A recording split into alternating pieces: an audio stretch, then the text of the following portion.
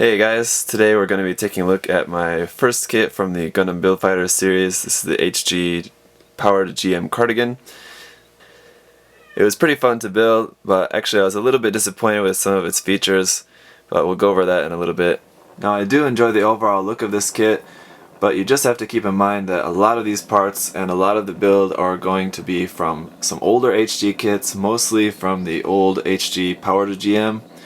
Which, if I remember, it was 2006 maybe. Anyway, it's based on a pretty old kit, so the majority of it is going to have some of the faults that a lot of the older kits suffer from, like a lot of seam lines, a lot of need for stickers, and just basically overall not having the quality that a lot of newer builders might be used to with a lot of newer releases from some of the other HGUC kits, or even some other Gundam Build Fighters kits that are basically totally new designs. Let me just go ahead and point out some of the few things that were immediately red flags for me as I was building the kit. One thing, for the hands, for the left hand, this is the only hand that we're going to have for the left hand. It's an open hand, kind of meant for like holding the underside of a gun barrel. And it does have a hinge at the wrist, which allows it for some nice movement, but just the fact that this is the only choice of hands that we're getting, we're not getting any kind of holding hand for a mobile suit that has two beam sabers. There's no holding hand for this hand, there's no closed fist, there's not even a trigger finger. It does only have one rifle, but just the fact that this kit is kind of based around the idea of just having a big loadout of weapons, the fact that we're not getting any other choices for this hand is really disappointing. Second problem, as you probably saw me fixing a minute ago, was that these arms pop out really easily there at that point. Just moving them around a little bit is going to make those pop out super easily. Could just be my kit, maybe other people haven't noticed that problem, but it's definitely a problem for me. One other thing I want to point out before someone else points it out is that yes, I know it's missing this piece on the cockpit hatch. Whenever I go to paint this kit, that's not something that I want to try to be taking out of there, because once you put it in, it's going to be really difficult to get out. So I want to paint it a separate color from the rest of the body, so I just haven't put that in yet. To go over some basic points of articulation for the kit, the head is really nicely articulated, as it does get a good chicken neck motion there. So a lot of options there. Only goes up about that high, but it's really not too bad. And then down just like that. The arms are going to go up about average, almost 90 degrees. The shoulders are going to move. This part, as I'm sure you probably have all seen, does rotate forward and back. You're able to take out the handle of the beam saber from there, like that. There we go. And that just plugs back into there. The arm, it's going to get a pretty good bend there, but then, like I said, as soon as I bent that, that piece just popped out, so that's just going to be a problem. Speaking on the arm, one thing that it has is this Vulcan pod kind of on the side. Sadly, you have to kind of parts form it. You have to pull off the top and pull out the gun inside. Change its position a little bit to here, then put it back in the arm like that.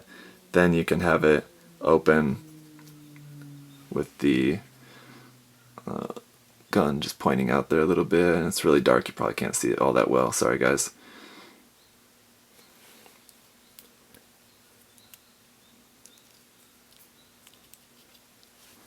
For the legs, not going to be going out all that far, but pretty good movement forward, and the knee is going to bend about 90 degrees.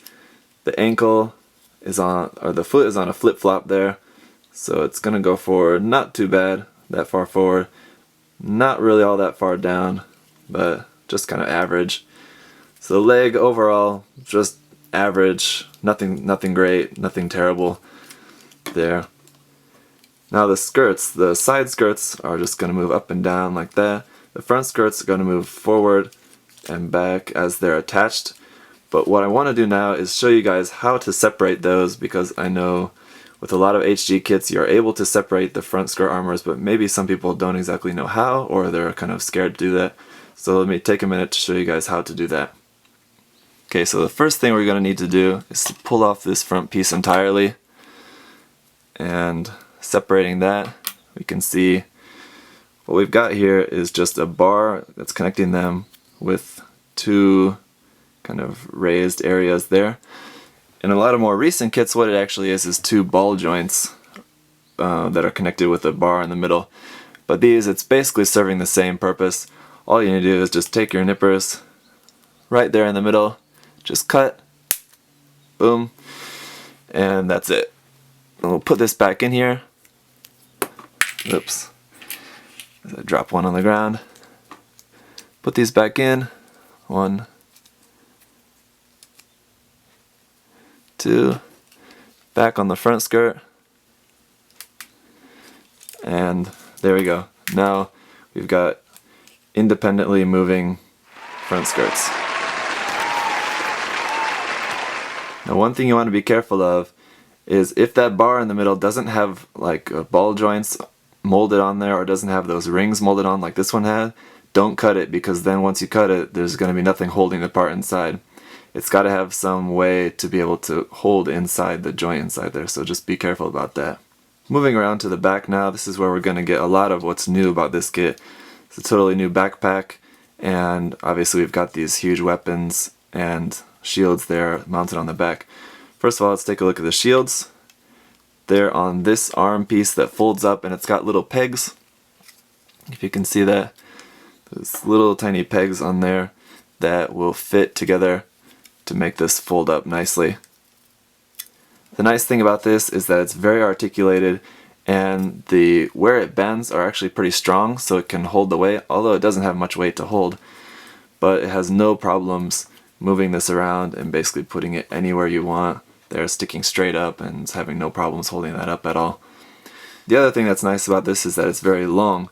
So you've got it connected on this side, and it can come all the way around and protect on that side, no problems. And once again, just no problems holding up that weight. That's a really big relief. And it's nice that it takes some of the weight off the back, because it is of course a very back heavy kit.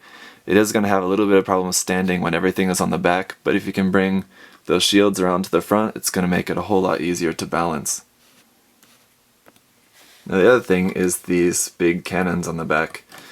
Like the shields, they're just mounted on these articulated arms. The arms are shorter, and they weren't really all that bad to put together. As you can see, I've still got some nub marks on there. That's the one bad part about these arms, is that there's a lot of nubs to clean up everywhere on them. But the repetition wasn't really as bad as I thought. I thought it was just going to bore me to death putting these together, but it wasn't really that bad. These, like the shields, are very nicely articulated. You can basically move them around from side to side, up and down, all around. You can basically have them pointing like almost straight down like that. So you can get them pretty much anywhere you want. The barrel does come off for you to be able to attach some different kind of weapon barrels onto there. I think there's some Gatling gun options. I don't have the powered weapons pack for this. I'm not going to be getting it, but I know that it has some different options of weapons in there. So what do you get for accessories? Not a whole lot really, considering that most of everything is already there on the kit, which is a nice thing. But one accessory that you do get is this beam rifle. And this is just a modified beam rifle, and you do get another trigger finger, which I've got attached onto the beam rifle right now. I really like the design of this beam rifle, how it's just kind of this shortened and a little bit more simplified, a little bit more militaristic look to it. It of course has the separate handle which can move, but with that stupid left hand there's really not a whole lot you can do with that except like make some kind of pose where it's reaching for the extra handle there. This is another problem that might just be a problem more on mine than it is on yours, but the trigger finger hand, the piece that is the thumb and the fingers, that should fit on here like this. It pops off really easily, so this is something else that like whenever I go to paint this kit, I'm just going to have to glue that part and just glue the hand permanently onto this gun because I can't really deal with that thing popping off all the time.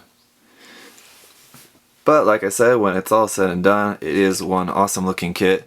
And to me, this kit just really screams like it's something out of Advance of Zeta. So my plan for this kit is actually to paint it up in some Advance of Zeta colors, something along the lines of the Hazel 2. But that's going to be a little bit ways off. For now, I think it's going to look just fine, just like this. Now, one other thing, which is actually probably one of my favorite things about this kit, is the extra parts that we're going to be getting with it. These are going to be the parts that were left on the runners that were from previous kits that are not going to be used on this kit. Now, what those are going to include are, first of all, these shoulders. These are the shoulders from the Powered GM. These are really, really nice. These are basically similar to the Master Grade version Kotoki Gundam, with this little bar there on the top. So I really like those. There's also the backpack of the Powered GM.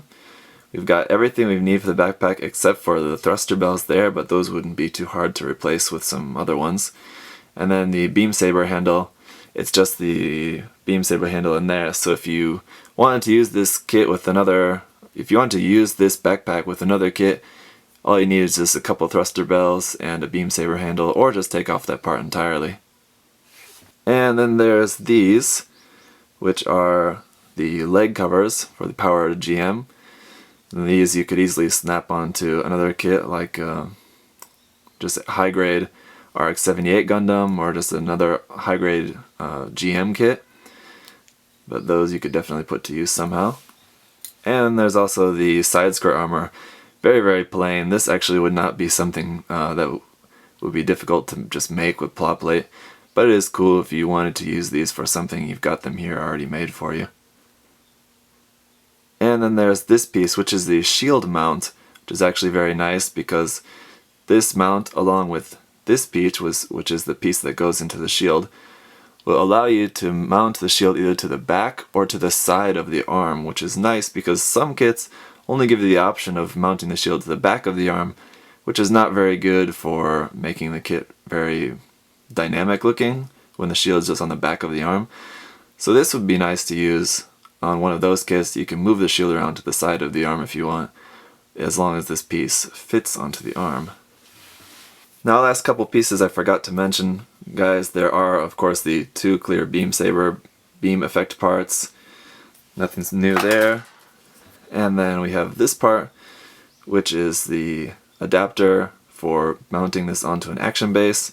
It's very, very strange, actually, with this adapter. It's definitely an older one, but this just fits up under the waist armor like that, like a normal action base connector. And as you saw in the unboxing, there are some stickers for this kit. These white ones are going to go around the lower part of the yellow part of the body. These black ones go on the back of the ankles. The red one, of course, is going on the kind of V on the front skirt armor. And then the green are just on some sensors, and these black dots are going on the sides of the arm. So here's the GM Cardigan compared to another high-grade kit. This is the high-grade RX-78, of course. And as you can see, they're going to be very similar in height, as they should be. Of course, the GM is going to be much, much bulkier, and its position is a little bit different, but as you can tell, they're very similar in size. I was actually a little bit surprised. I always get surprised building some of the smaller high-grade kits because of just how small they are, I guess. But overall, the kit seems to be very, very nicely proportioned. Everything seems to be exactly how it should be. So that's it for the GM Cardigan, you guys. This kit was not all that enjoyable to build, but it definitely gives a very nice result when it's all put together. For newer builders or people who only like to snap build, just be prepared that there's going to be a lot of panel lines, a lot of nub marks on those arms, and a lot of areas where you're definitely going to see the age of this kit. But I think with all this kind of stuff sticking out and the fact that you've got these black bits kind of sticking out through the chest, it does give you a lot of nice detail, a lot of nice color separation there, that those little things are probably just going to be lost in the overall power that this kit seems to be showing. So like I said in the start, this kit has not really given me a very great impression of Build Fighter kits so far, but once again, it's just something that you have to understand, that they're using parts from old kits, so it's just something that you're just going to have to deal with. Overall, I am definitely really happy with this kit, and I'm looking forward to moving on to building the Mega Shiki next, as that's got a lot of more newer parts on there. I don't think there's anything in that kit that's over a couple years old, so that kit should be a much more enjoyable build in terms of the engineering of the kit itself. But for now, thank you guys for watching, and I'll see you at the next review.